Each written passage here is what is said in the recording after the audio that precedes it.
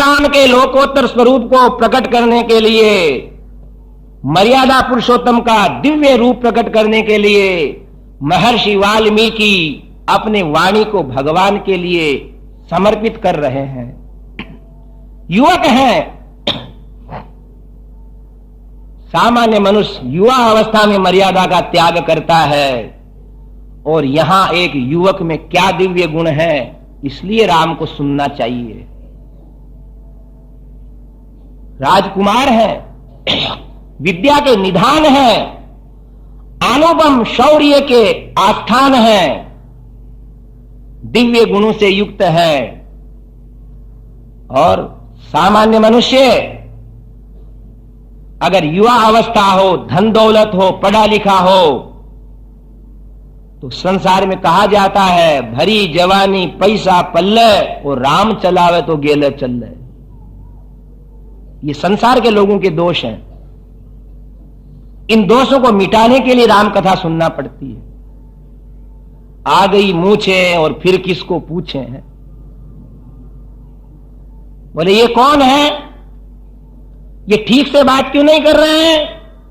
बोले ये युवक है, ये पैसे वाले हैं, इसलिए सब सुन लें। धर्म और कुछ चीज नहीं है, धर्म को देखना है तो दशरथ नंदन भगवान राम के दिव्य गुणों को, उनके चरित्र को अब सुनो, जिससे अभी एक एक बात समझ में आएगी हम क्या हैं और क्या कर रहे हैं और कैसा होना चाहिए और कैसे हो गए हैं। सही रूपोपन्नश्च वीर्यवानन सूयक है, भूमौ अनुपम है, सूनुर गुणैर दशरथोपम है। महर्षि वाल्मीकि प्रत्यक्ष देख रहे हैं अयोध्या के राजप्रासादों में घूमते हुए युवक राम को, तरुण राम को, कि जिनकी तुलना में कोई मनुष्य वैसा नहीं है अभी। पर रहते कहते हैं कैसे हैं, सच नित्यम प्रशांतात्मा मृदु पूर्वंच भाषते उच्यमानोऽपि परुषम नोत्तरम प्रतिपद्यते। यह है भगवान की विशेषता, यह है धार्मिक नेता का दिग्दर्शन। सच नित्यम प्रशांतात्मा, हमेशा प्रसन्न दिखते। ध्यान देना हो, हम कितने भूल करते हैं। जब देखो जब मुंह फुलाए बैठे रहते हैं। सोचो हो, राम से बड़े हैं क्या? लोग अपने घरों के अंदर अपनी कुर्सी के ऊपर बड़े बड़े अफसर लोग एक फूल को टांगे रखते हैं, चित्र को, और लिखा रहता है सदा मुस्कुराते रहो। पर दुख की बात है कि उस टेबल पे, उस कुर्सी पे बैठने वाले आदमी का तो मुंह चढ़ा हुआ ही है। भूल जाते हैं। सच नित्यम प्रशांतात्मा, कभी भगवान राम को किसी ने उद्विग्न नहीं देखा, प्रसन्न रहते। इतने बड़े आदमी हो।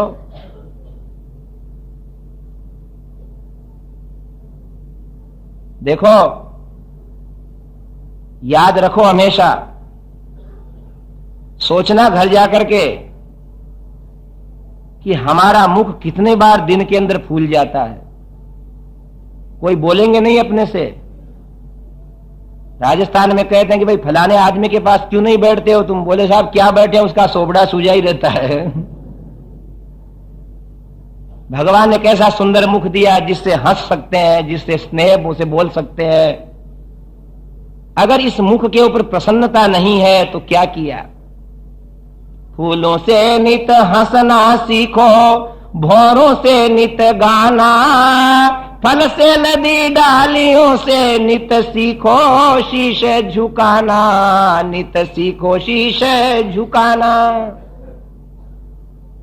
आदमी अपने प्रसन्नता को नष्ट नहीं करे।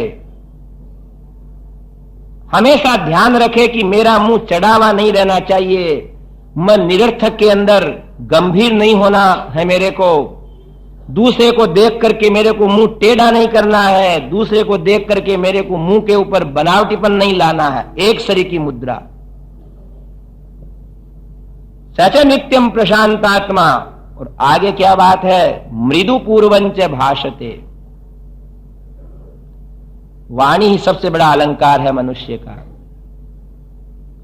कवियों ने कहा है हो, केयूराणि न भूषयन्ति पुरुषं हारा न चंद्रोज्ज्वलः न स्नानं न विलेपनं न कुसुमं नालंकृता मूर्धजः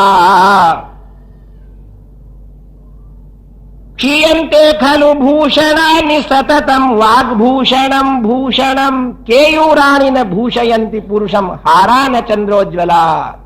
अलंकार गहने, इनसे किसी का रूप नहीं सुधरता है। स्नान करो, अपने अच्छे बाल को बनाओ, ये करो वो करो, दर्पण के सामने खड़े हो, पर थोड़ी देर के बाद में रूप वापस बदरूप हो जाएगा। हवा लगेगी, आंधी लगेगी, तूफान चलेगा, मिट्टी लगेगी, शीत गर्मी लगेगी। वाणी ही सबसे बड़ा अलंकार है। वाणी के बिना कोई कदर नहीं मनुष्य की। वाणी से ही आदमी पहचाना जाता है। मृदु पूर्वंच भाषते। किसी ने नहीं देखा कि राम ने कभी कठोर कहा हो। देखो, वाणी से ही पहचान होती है। हम बात बताते हैं आपको, समझना। वाणी को कर्कश मत होने देना, नहीं तो धर्म से च्युत हो जाएंगे। सुंदर वाणी ही धर्म का रूप है। एक सूरदास जी बैठे थे। देखो जरा दृष्टांत से बात समझ में आएगी। सूरदास जी का मतलब जिसकी आंखें नहीं है। चौराहे के ऊपर बैठे थे। जंगल में कोई चौराहा था, चौरस्ता। तो एक आदमी आया, उसने आकर के कहा, सूर प्रभु राम राम। क्या कहा? सूर प्रभु राम राम। तो सूरदास जी बोलते हैं, राजा साहेब राम राम। ध्यान देना हो। आगे निकल गए। राजा ने सोचा कि इसने मेरे को पहचान लिया। श्री राम जय जय राम। और ये राजा रामचंद्र भगवान की। विचार करने लगा राजा की कैसे पहचाना। दूसरी बार थोड़ी देर के अंदर एक आदमी फिर आया, वो राजा के साथ ही था। उसने कहा, सूरदास जी बाबा जी राम राम। बोले, ठाकुर साहब राम राम। राजा भी बैठ गया और ठाकुर भी आगे बैठ गए। पीछे से एक व्यक्ति और आया। उसने देखा अंधा बैठा दिखता है। बोले, राम राम रे आंधा। तो सूरदास जी ने कहा, राम राम रे बांधा। और वो राजा वहां सोचने लगा। बांधा कहते हैं दासी पुत्र को, राजा के रहने वाले रखेलों से पैदा हुए व्यक्ति को। राजा वापिस आया और कहा कि हे सूरदास जी, तुम्हारे को दिखता तो नहीं है। बोले, देख लो महाराज। बोले, आपने है जो कैसे पहचाना? तब वो क्या कहते हैं सूरदास जी, पूरो तो छलके नहीं, छलक सिर आद्यो, काई पूछो महाराज बोल्यो और तो लाद्यो। बोलिए श्रीमन नारायण भगवान। बस बोलते ही मालूम पड़ जाता है कि आप कितने पानी में हो। आदमी बहुत रूप रंग वाला है, बहुत अच्छा है, और जो ही उसकी कर्कश वाणी निकलती है, उसके रूप रंग को देख करके लोग चले जाते हैं कि ज्यादा दम नहीं है, ऊपर के चिकने चुपड़े हैं। एक महात्मा कहीं बैठे और बहुत दिन तक संत लोग आए, उनके दर्शन किए, और उनने एक दिन भगत ने कहा कि महाराज, आपका बाहर का रूप था देख लिया, जरा भीतर का रूप दिखाओ। बोले, बदमाश, मेरा भीतर का रूप क्या देखेगा? बोले, देख लिया, अब देखने की जरूरत नहीं है। ये धर्म है। सच नित्यम प्रशांतात्मा मृदु पूर्वंच भाषते। वाण्ये का समलंकरोति पुरुषम या संस्कृता धार्यते क्षीयन्ते खलु भूषणानि सततम वाग्भूषणम भूषणम। और भगवान राम हम लोगों को जीवन सिखाने के लिए स्वयं ऐसे बने हैं, इसलिए महर्षि कह रहे हैं कि सच नित्यम प्रशांतात्मा मृदु पूर्वंच भाषते। मीठे ही बोलते थे।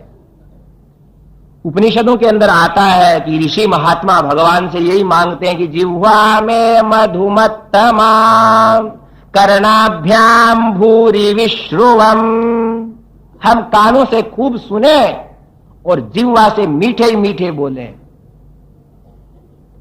नहीं तो कोई पास नहीं आएगा। कौवा किसका धन हरे, कोयल किसको देते, मीठे वचन सुनाय केर जग अपनों कर लेत। और कोई महामंत्र नहीं है, कोई बड़ा मंत्र नहीं है, एक ही है कि जिह्वा जिसकी जितने मधुर बोलेगी उतना ही वो व्यक्ति अच्छा होगा। अब बात यह है कि संसार के अंदर अपन तो मधुर बोले पर दूसरा कठोर बोले, जब क्या करें। उच्यमानोपि परुषम नोत्तरम प्रतिपद्यते, कोई कठोर बोलता उसको भगवान उत्तर नहीं देते कभी। ईंट का जवाब पत्थर से नहीं देते। और देखिए, सच पूछा जावे, हम लोग बहुत कड़वे बोलते हैं।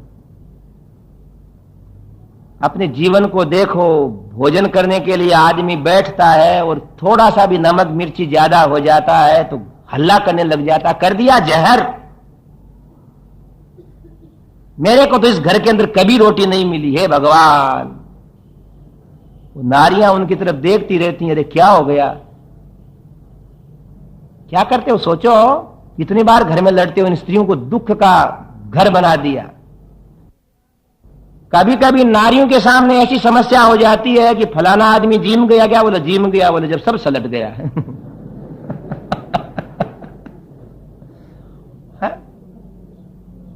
लाला जी जिम गए क्या, छोटे देवर बोले जिम गए, बोले जब आज तो पार पाया। तब क्या, कहां भगवान मिलेंगे। क्या बोल रहे हैं हम, क्या कर रहे हैं भैया। मत बोलो रसोई के समय, मत हल्ला करो, ये रसोई है, कभी आती कभी नहीं बनती है। राग रसोई पागडीर कभी कभी बन जाए। गाने वाला सोचता है मैं आज अच्छा गाऊं, पर नहीं गाया जाता, कभी कभी अच्छा गा लेता है। और ये रसोई का मामला ऐसा, देखो भाइयों, आप लोग आज संकल्प ले, रसोई कभी कम स्वादी बन जाए तो हल्ला मत किया करो घर पे। और रसोई अच्छी इसलिए नहीं लग रही, बाजार में कचौरी खा के आए हो, पाव भाजी खा के आए हो, तो घर की रोटी अच्छी नहीं लगती है। तो एक जना गया एक महात्मा के पास, बोले महाराज मैं 12 वर्ष से रामायण का पाठ करता हूं, माला फेरता हूं, इतना इतना इतना इतना, फिर भी मेरे को भगवान कभी स्वप्न में भी बोलते नहीं। तो महात्मा ने पूछा, तेरे घर वाले तो बोलते हैं क्या, बोले उनसे तो रोज लड़ता हूं मैं। अब घर वाले ही नहीं राजी हमसे तो भगवान राम कैसे राजी होंगे। अपने ऊपर देखो, प्रकाश है रामायण कि धर्म क्या है। रसोई के मामले में लड़ो मत, ये तो कभी कभी बिगड़ जाती है। एक दिन एक रसोया महाराज ने चक्की बनाना शुरू किया और चाशनी नरम रह गई।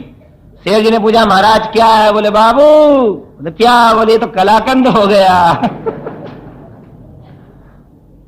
ये होता है, बिगड़ जाती है, उसको सल्टाओ और अपन हल्ला करने लग जाए और करने लग जाए तो भले ही आप हो बहुत अच्छे होंगे, अरबपति करोड़पति होंगे, आपका रुतबा होगा, पर सच्ची आपकी पत्नी और आपके घर के लोग आपसे खुश नहीं रहेंगे।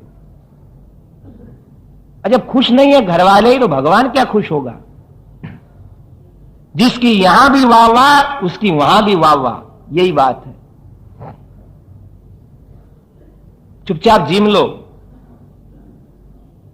एक दिन हम यहां सांगली के अंदर प्रवचन कर रहे थे तो अगले दिन एक आदमी आ गया, बैठ गया मेरे पास, तिलक वाला था। बोले महाराज स्वामी जी क्या, भला आदमी था। बोले मेरे को तो दर्पण दिखा दिया आप। क्यों, बोले मेरे को जिमाने में सब डरते हैं। बोले भला आदमी हो, नाम तो मैं बताता नहीं तो फिर भैया हमारी बदनामी हो जाए। हम कड़वे बोलने लग जाएंगे। बड़े प्रेम से, बड़ा अच्छा आदमी था। अपने दुर्गुण को मान लेना चाहिए हो, नहीं तो सुधरता कैसे आदमी। हमने कहा क्यों? बोले मैं कोई भी साग का ग्रास रोटी के लगाने के बाद कुछ न कुछ सुनाए बिना दूसरा ग्रास नहीं लेता। बोले मेरी अंगुलियां अलग चलती हैं और मेरा नाक अलग चलता है और मेरी जीभ अलग चलती है, उस समय आंखें मेरी अलग कुछ नक्शा करती हैं, तो मैं जिमता हूं जब बोले मेरे पास कोई बैठने को तैयार नहीं। फिर मैंने कहा कौन जिमाता? बोले जिमाएगी तो वही जो मेरे पीछे आई है और तो कौन जिमाएगी। हमने कहा भाई सुधरो, देखो रसोई है और है भैया, अभी स्त्रियों की बातें कही तो ये नाराज हो जाए, इसलिए आपको कह रहे हैं। क्योंकि हमारे साथ बहुत बार ऐसा हो गया कि आप क्या नारियों को उपदेश देते हो, मूंछ वालों को नहीं कहते कुछ। ये कितनी खरी खोटी सुनाते हैं हमको, हमारा जीना हराम कर देते हैं। इसलिए हम सुना रहे हैं, ऐसे भी पुरुष होते हैं जो भोजन को भगवान का रूप समझ करके जीमते रहते हैं। एक दिन एक व्यक्ति की थाली में बहुत कड़वा साग आ गया, जीम रहा था धीरे धीरे। अब जिह्वा ऐसी है कि भैया ये मीठे को तो गट्ट कर लेती है, खारे को नहीं खाती है। और कोई कहते हैं नहीं नहीं हमको मीठा नहीं भाता, खारा भाता है, चरका भाता है, तो रात में उसकी जीभ पे नमकीन डाल दो थूक देगा है? सोए हुए के वो शक्कर डालो चट कर जाएगा। जिह्वा को मीठा ही प्रिय लगता है। अब वो कड़वा साग भावे नहीं, भावे तो उसकी पत्नी ने कहा क्या बात है, साग में नमक ज्यादा है? नहीं, अरे जीतो तो किसी को सहनशीलता से जीतो हो, ये हल्ला करने से किसी को नहीं जीत सकोगे। आखिर उस नारी ने सोचा कि मेरे पतिदेव भोजन करने के अंदर इस प्रकार बीच बीच में कष्ट क्यों उठा रहे हैं, तो बाहर जाकर के एक फलका और बाटकी में साग लेकर के खुद ने खाया तो बिल्कुल खारा। उसने कहा माफ करो आज नमक ज्यादा डल गया। वो ज्यादा नहीं डला, मैं रोज 1 किलो साग लाया करता हूं, आज आधा किलो ही लाया, तेरे को बताया नहीं है, तुमने 1 किलो के हिसाब से नमक डाल दिया। श्री रामचंद्र भगवान की जय। उसने कहा हाँ ऐसा ही हो गया। आपने पति की थाली उठाई, उसमें से साग निकाला और झट से लपक करके दही का बर्तन उतारा, झट उसमें नमक मिर्ची मिला करके मीठा मिला करके 1 मिनट में रायता बना करके दे दिया। और नहीं तो हल्ला करते रहो, कुछ नहीं मिलेगा। इसलिए देखो भाई बात यह है, सच नित्यम प्रशांतात्मा मृदु पूर्वंच भाषते। पानी को कठोर होने से टालो। और अब मुसीबत यह है कि घर में लड़ते हैं हम, और जहां कठोर बोलना वहां चुपचाप लड़ाई झगड़ा हो तो दरवाजे बंद। और घर में माता पिता भाई बंधु पत्नी गुरु इनके पास अकड़ाई दिखाते हैं, शेर बनते हैं। अरे ये शेराई की जगह है क्या? जहां प्रेम का समुद्र हमारे वचनों से लहराना चाहिए वहां तो कड़वी जबान बोल रहे हैं, और जहां दबंगी से बोलना चाहिए वहां बिल्ली बन रहे हैं। भगवान राम ऐसे धीर धुरंधर है, पर घर में अयोध्या के अंदर उनका यही स्वरूप है, मृदु पूर्वंच भाषते, मीठे ही बोलते हैं। गन्ने को देखो जितने बार कोल्हू के अंदर देते हैं बेचारा मीठापन देता है। जिह्वा में मधुमत्तमा, जिह्वा कभी माधुर्य नहीं त्यागे। एक दिन हम पहले कह चुके हैं, ऋषयो राक्षसीम आहुहु वाचम उन्मत्त दृप्तयो हो सा योनि सर्व वैराणाम सा ही लोकस्य निर्यति। संसार में और कोई अलक्ष्मी नहीं है, आनंद ही आनंद है। 2 रोटी मिल रही है शांति से, महान लक्ष्मी है। पर अलक्ष्मी वही है जब आदमी अहंकार और अभिमान उन्मत्त और द्रप्त होकर के कठोर बोलने लग जाता है, लड़ने लग जाता है, जिसके मुख को, जिसकी आंखों को, जिसकी कांति को देख करके लोग घबराने लग जाते हैं, तो समझ लो उसका राम पहले से निकल गया। तो अगर राम को हृदय में बसाना है, धर्म को जानना है, तो हमेशा आखिर तक सुधर जावें, पर अपने वाणी के अंदर से कर्कशता समाप्त हो जाना चाहिए। मीठे ही बोलना चाहिए। वाणी ऐसी बोलिए मन का आपा खोए, औरन को शीतल करे आप ही शीतल होए। ये तराजू तोल कर जब मुख निकसतम बाहर। और देखिए, धनुष से निकला हुआ तीर और जबान से निकली हुई वाणी वापस नहीं आती है, पहले सावधान रहो। फिर क्या है? अब बात आई है कि उच्यमानोपि परुषम नोत्तरम प्रतिपद्यते, कि दूसरा कठोर बोले जब क्या करें। तो सीधा सच्चा बात यही है कि तुम उत्तर मत दो। बोल दिया ना उसने, उचित अनुचित जैसा भी बोल दिया, शास्त्र सम्मत नहीं बोला है, विपरीत बोला है, पर क्या करोगे? उत्तर देने से और 10 सुनोगे, चुपचाप हो जाओ। हमारे शास्त्रकारों ने कहा है, मूर्ख का मुख बांब है, निकसत वचन भुजंग, और ताकि औषध मौन है, विषन व्यापे अंग। मूर्ख मनुष्यों के मुख से सर्प रूपी वचन निकलते हैं। ये लोगों को कष्ट देते ही रहते हैं, भलों को गालियां देते रहते हैं, अच्छों को बुरे बताते रहते हैं। उसकी औषधि क्या है? ताकि औषधि मौन है, चुप हो जाओ, विषन व्यापे अंग, तुम्हारा कुछ नहीं बिगड़ेगा। और कोई अपन को करे तुम चोर हो, तो बुरा क्यों मानते हो? हाँ भाई चोर है हम तो। बुरा जो देखने मैं चला, बुरा न मिलिया कोई, जो दिल खोजा अपना, तो मुझसे बुरा न कोई। पहले तो कोई गाली देता है, कटु कहता है, तो समझ लो भाई हाँ हम तो हैं ऐसे ही, मानते ही नहीं बुरा, उत्तर ही नहीं देते। और देखो, उत्तर मत दो, जीत जाओगे। एक सास बहू थी हो, लड़ती रोज। क्या करो, लड़ाई आदमी लग जाए, शुरू हो जाए तो बंद नहीं, न लड़े जब तक ठीक है, एक दिन हुई कि शुरू। एक दिन एक महात्मा आए, अम्मा जी गए, बोले स्वामी जी महाराज, साधु महाराज, ये सीधा लाई हूं।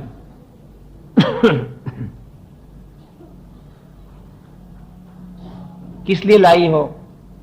बोले भगवान के भोग लगा देना। भैया हमारे यहां है ना,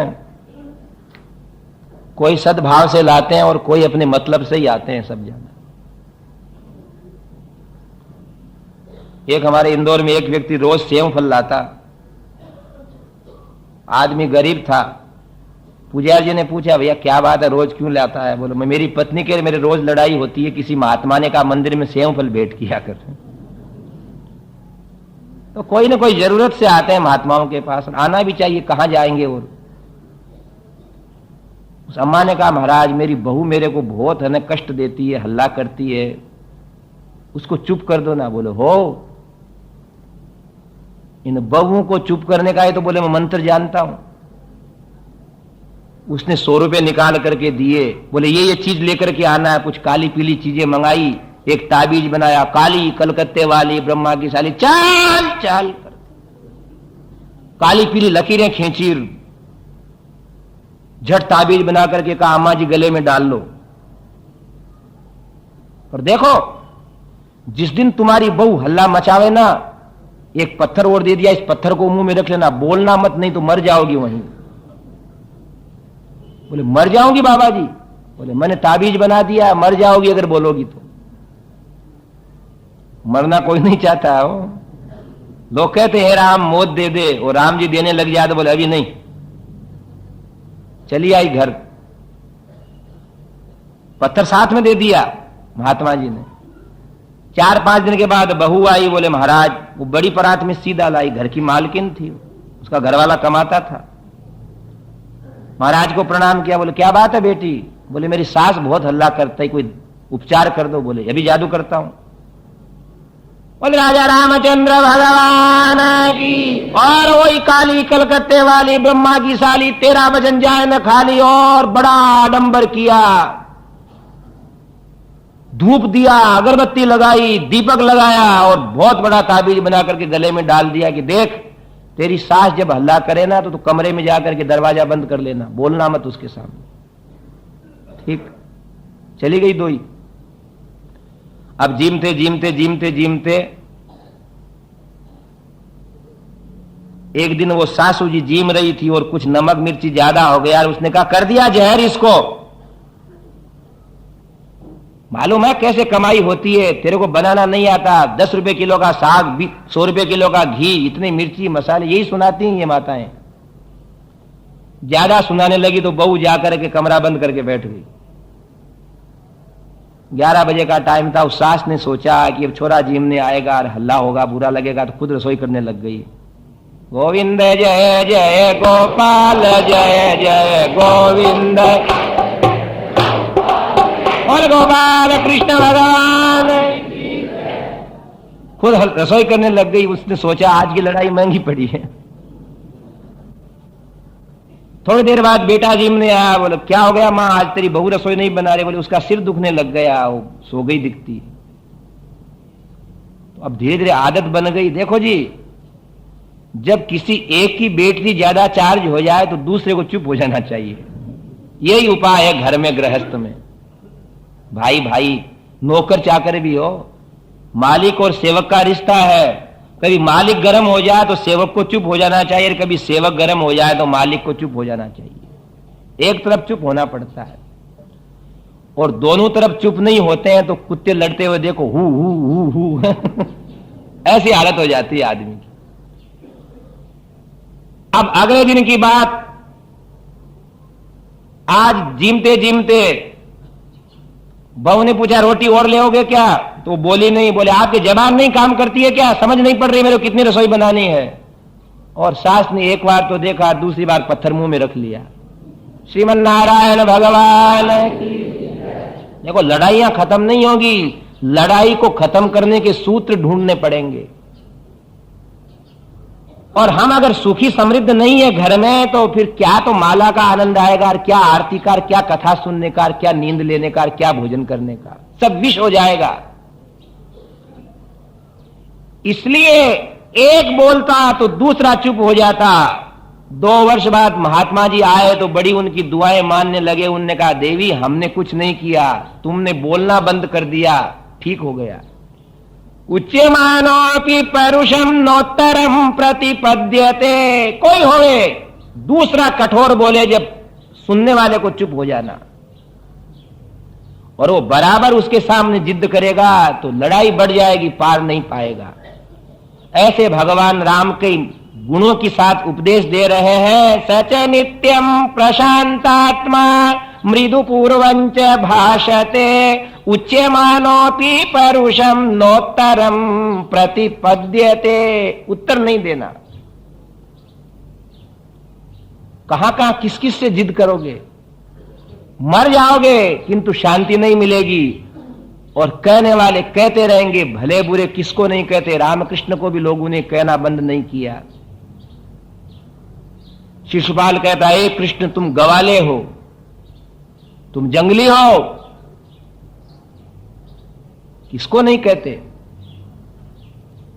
इसलिए जिसको अपने जीवन को समृद्धि की ओर ले जाना है, कठोर बोलने वालों को उत्तर नहीं दे, सुनकर के आगे बढ़े। थोड़े दिनों में लोग अपने आप मान जाएंगे कि वो व्यक्ति सहनशील है, और ऐसी दृढ़ता होती है, वही आगे बढ़ते हैं। कोई कहे कि मैं किसी की नहीं सुनूं, मैं मेरे बाप की नहीं सुनूं, मैं किसी की नहीं मानूं, और मैं बड़ा आदमी बन जाऊं, विशेष व्यक्ति वाला हो जाऊं, कोई नहीं बन सकता। बहुत थपेड़े खाते खाते, बहुत कटु वचन सुनते सुनते, कठोरता को सहन करते करते, घिसते घिसते आदमी बड़ा होता है। इसलिए विशिष्ट बनना है, स्मरणीय बनना है, आदर्श बनना है, अपने वंश का गौरव बढ़ाना है, कुल दीपक बनना है, बड़ा बनना है तो सब सुनना पड़ेगा। होता है ना खाने का बड़ा, दाल का बड़ा हो, कब बनता हो बड़ा? बड़ा अपनी कहानी कहता है, बोले पहले थे हम पुरुष। पहले क्या थे? मूंग। मूंग कैसा लगता है? पुरुष लगता है ना मूंग। देखो आप लोग कहते हो कि बड़े कैसे बना जाता है, बड़े ऐसे बनते हैं, सुनना आप। और पुरुष से नार कहाए दाल बन गए। स्त्रियां कहती है ना भाई आदमी का क्या, वो तो आदमी, अपन तो स्त्रियां, अपन को तो सुनना ही पड़ेगा है? तो दाल बन गए। पहले थे हम पुरुष और पुरुष से नार कहाए दाल बन गए। इसलिए भैया बड़ा बनना है तो बड़े की कहानी सुन लो। दाल से ही बड़ा नहीं बना, कर पत्थर से युद्ध। दाल शिला के नीचे आई तो बिल्कुल चटनी बन गए। कर पत्थर से युद्ध, तेल ताते में नहाए। गरम गरम तेल में स्नान करना पड़ा जब भैया तुम्हारी पत्तल पर बड़े कहाए हैं। जब जाकर के बड़ा कहा लोग, मेरे को दो, मेरे को दो, मेरे को दो। नहीं तो कोई को मूंग परोस हो जाते हैं क्या? इतना तो बड़ा की कहानी है, इतना दुख पाता है जब बड़ा बनता है। इसलिए जो कोई विशिष्ट बनना चाहे उसको अपने आप को सहनशीलता के मार्ग से ले जाना पड़ेगा। आगे कवि कह रहे हैं, कदाचिद उपकारेण कृतेनैकेन तुष्यति न स्मरत्यपकाराणां शतमप्यात्मवत्तया।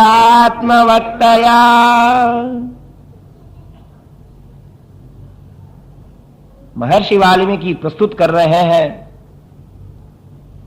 आज तक जिन भगवान राम के नाम को कोई भूल नहीं सका, जिनकी गुण गरिमा को स्मरण करते करते व्यक्ति चकित हो जाते हैं।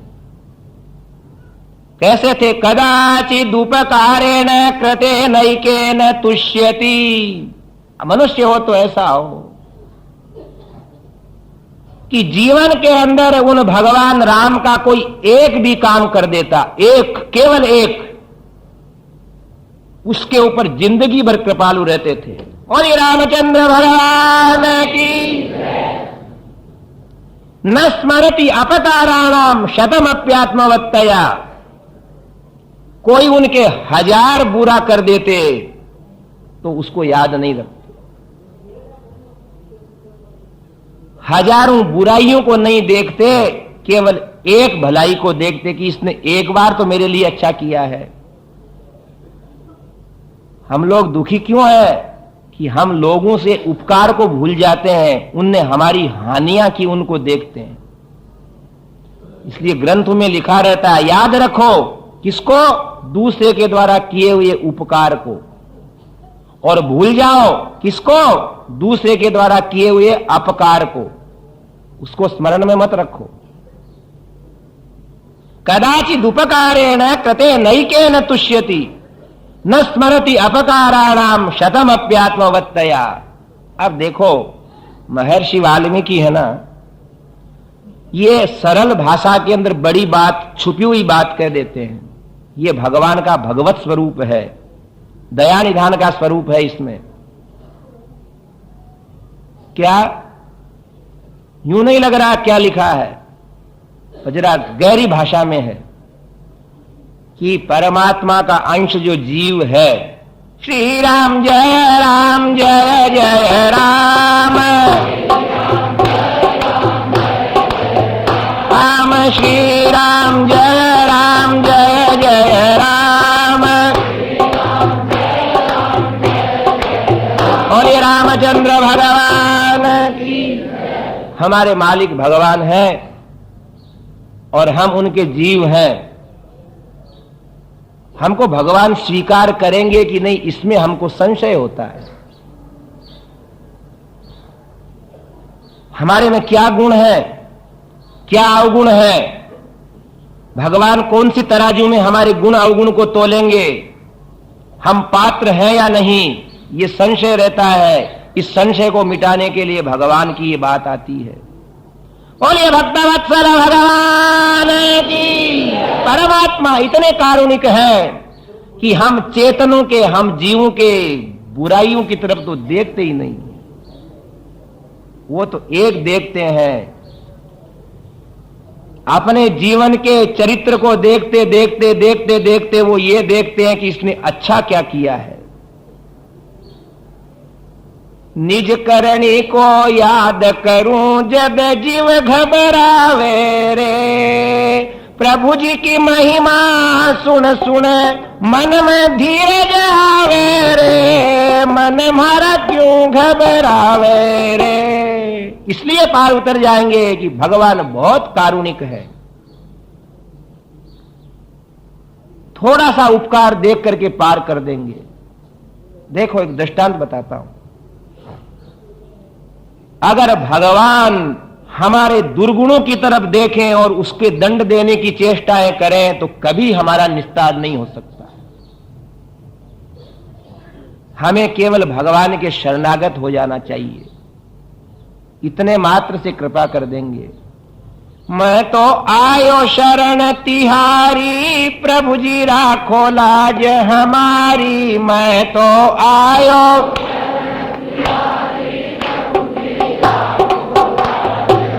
हरी, मैं तो आयो हूँ शरण तिहारी हरी, मैं तो आयो हूँ। बोलो राम राम राम सीता राम, बोलो राम राम। देखिए एक ही लक्षण क्या है कि जैसा हूं मैं आपका हूं, इतना कहने मात्र से भगवान दया कर देते हैं। यह भगवान के अद्भुत स्वभाव की बात है। कदाचित उपकारेण कृतेनैकेन तुष्यति, हम एक बार उनके चोखो बुरो कुटिल और कामी, जो कुछ हूं सो थारो नाथ मैं थारो जी थारो, उनके बन जाओ। निज करनी को याद करूं जद जीव घबरावे रे, प्रभु जी की महिमा सुन सुन मन में धीरज आवे रे। उदाहरण दिया जाता है अजामिल का। क्या था उसकी तपस्या? क्रूर कर्मा था, कोई पाप नहीं जो उसने नहीं किया हो। अपराध सहस्र भाजनम, हमारे डीडवाना के गाढ़ा धाम के किसी साधु का बनाया हुआ भजन है ये कि मैं पापी रे कुटिल खल कामी, केई पाप किया रे मैंने नामी। अब पत राखो श्रीपति स्वामी, यम के द्वार मत डारो हरि। बोले भैया तुमने क्या अच्छा किया? फिर आयो शरण तिहारी, आपकी शरण में हूं। न धर्म निष्ठोस्मि न चात्मवेदी, न भक्तिमान स्वचरणारविंदे, अकिंचनो नन्य गति ही शरण्यम त्वत्पाद मूलम शरणम प्रपद्ये। आपका हूं, बस इतना कह दिया। आपको एक बार हाथ जोड़ लेता हूं, इतना ही है।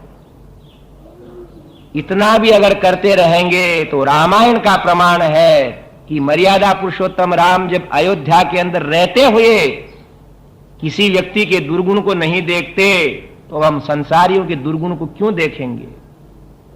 हमारा इसलिए निस्तार है कि हमारा मालिक उदार है। हमारा इसलिए निस्तार नहीं है कि हम पात्र हैं। कुछ अच्छा करो। देखो भक्त लोग गाथा गाते हैं। एक व्यक्ति था, उसकी कन्या का विवाह हो गया तो उसके एक दिन समधी आ गए, ब्याई जी साहब। टेलीफोन तार आया, हम आ रहे हैं। रेलवे स्टेशन पे गया, घर ला करके उनको बड़े आराम से रखा। अतिथि देवो भव का पालन तो नहीं होता है, पर ये सगे संबंधियों को तो जिमाना ही पड़ता है। क्या करो? कोई साधु महात्मा आ जाए तो बोले आगे है मंदिर महाराज, पर सगे संबंधियों को थोड़ा कह दे। आए ठहरे, समधी जी ने कहा भैया आपने हमारा बड़ा स्वागत किया, पर यह बताओ आपके गांव में या शहर में मंदिर कितने हैं? अब वो ऐसा था कि उसको यही मालूम था कि होटलें कितनी है, मंदिर कितने मालूम नहीं था।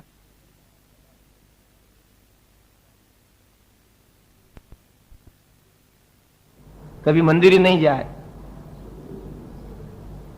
आप में कोई नहीं है ये तो अच्छी बात है, आपके लिए नहीं कर रहे हम हो, और कोई हो तो समझ जाना। ऐसे बहुत होते हैं, एक बार राम का नाम नहीं निकलता मुख से, ऐसे भी मिल जाते हैं। तब उनने कहा आता हूं, अपने नौकर के पास गया। अरे बोले यहां मंदिर कितने के हैं? मंदिर बताए उन। बोले ज्यादा मत बता, अभी सब जगह घुमाना पड़ेगा उनको। लक्ष्मी नारायण भगवान, यहां एक राम मंदिर बहुत बड़ा है। बोले आज भैया हम वहां दर्शन करने चलेंगे। भले आदमी भगवान के मंदिर की ओर जाते हैं, बुरे आदमी होटलों की ओर जाते हैं और कहीं जाते हैं। मंदिर की तरफ जाना शुरू कर दो तो ठीक है, नहीं तो और कहीं तो अपने आप जाने लग जाओगे। एक तरफ मोड़ हो जाना चाहिए पहले, नहीं तो आदमी का मन कुछ तो करेगा।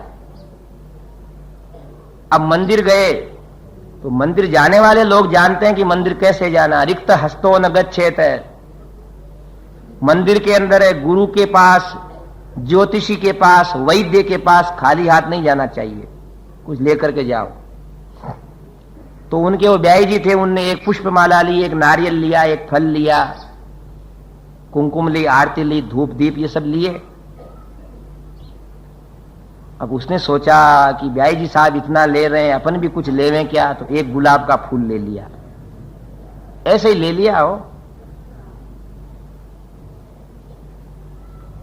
पर ले लिया। वहां जाकर के उनने तो बड़ी अर्चना कराई। ओम केशवाय नमः, नारायणाय नमः, माधवाय नमः, गोविंदाय नमः, श्रीकांताय कल्याण निधये निधयेर्थिनाम, श्री वेंकट निवासाय श्रीनिवासाय मंगलम। उसने देखा कि अपने को तो ये आरती लेना भी नहीं आता, तीर्थ लेना भी नहीं आता। जब वो पुजारी उनको तीर्थ लेने लगा तो गुलाब का फूल था, वो जोर से भगवान के चरणों में फेंक दिया, श्रीमन नारायण भगवान की। पर फूल चढ़ा दिया उसने और वापिस आ गया। ब्याई जी साहब विदा हो गए, समय बीता।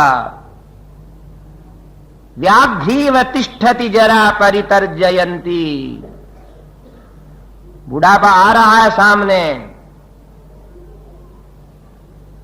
आयु परिस्रवति भिन्न घटाद इवांभ है। आयु ऐसे बीत रही है जैसे घड़े में से पानी टपकता है, दिखती नहीं है।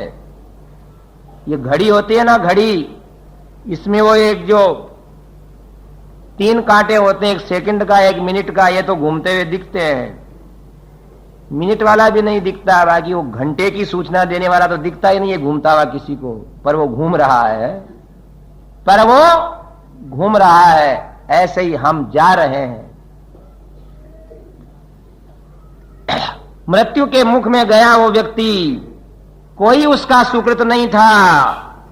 भगवान नारायण के सामने धर्मराज के दूत कहते हैं कि महाराज वो व्यक्ति गया है। भगवान ने कहा पहले धर्मराज को कह दो, देख ले। धर्मराज ने कहा इसके क्या कारनामे हैं? बोले इसके खराब है, खराब कारनामे हैं। अरे बोले देखो जरा ढंग से। बोले ढंग से क्या? अरे भैया अगर कोई एक भी छोटी सी अच्छी बात हो जाएगी तो अभी भगवान नारायण फाइल वापस फेंक देंगे। बोल श्रीमन नारायण भगवान की। भगवान बहुत उदार है हो। और वो सुन रहा है, उसकी जीवात्मा सुन रही है वहां। तब उनने देखते देखते देखते देखते देखते सब जगह लाल ही लाल निशान थे। ठहरो ठहरो महाराज, क्या कि एक दिन इसने एक चाराने का फूल भगवान के चरणों में चढ़ाया था। बोले चढ़ाया तो था ना? बोले एक बार चढ़ाया केवल।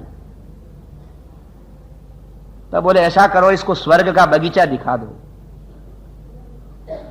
अब वो स्वर्ग के बगीचे में गया और उसने सुन लिया था कि एक बार फूल चढ़ाने से स्वर्ग का बगीचा देखने को मिला है। फूल तोड़े, ओम नारायणाय नमः, ओम नारायणाय नमः, ओम नारायणाय नमः, नारायणाय नमः। बोलिए श्रीमन नारायण भगवान। आलवंदार स्तोत्र में लिखा है, तदंघ्रिमुद्दिश्य कदापि केनचिद् यथा तथा वापि सकृत कृतोंजलि तथैव मुष्णात्य शुभान्यशेषतः शुभानि पुष्णाति न जातु हीयते। यामुनाचार्य कहते हैं कि भगवान के चरणों को लक्ष्य करके कोई एक बार हाथ जोड़ ले, उतने में उसका कल्याण हो जाता है, कभी नष्ट नहीं होता वो व्यक्ति। अब 1 घंटे में आया, धर्मराज के सेवक कहने लगे, महाराज इसका पुण्य तो बहुत बढ़ गया। बोले इसको भगवान के यहां भेज दो। बोलिए श्रीमन नारायण भगवान। ये भगवान की महिमा है। भगवान अगर हमारे काले कारनामे